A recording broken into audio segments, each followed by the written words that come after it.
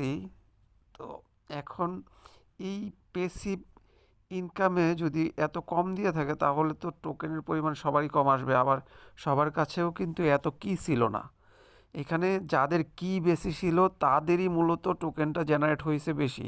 আপনি দেখেন আমার 800 উপরে কি থাকার কারণে আমার এখানে 2374টা টোকেন দেওয়া হয়েছে। তার মানে অন্যান্য যে সেকশনগুলো আছে সেইখান থেকে কি সেকশনে যেয়ে তারা টোকেনটা বেশি দিয়েছে যদি অ্যাভারেজ হিসাব করি আমরা। তো যাদের কি বেশি ছিল তাদেরই মূলত টোকেনটা বেশি আসবে, এবং তারাই মূলত বেশি এইখানে টোকেন পেয়ে থাকবেন, হ্যামস্টার টোকেন। আমার মনে হচ্ছে যেহেতু টোকেনের পরিমাণ কম, সবাইকে কম দিয়েছে, সেক্ষেত্রে হয়তো বা টোকেনের দামটা বেশি হতে পারে।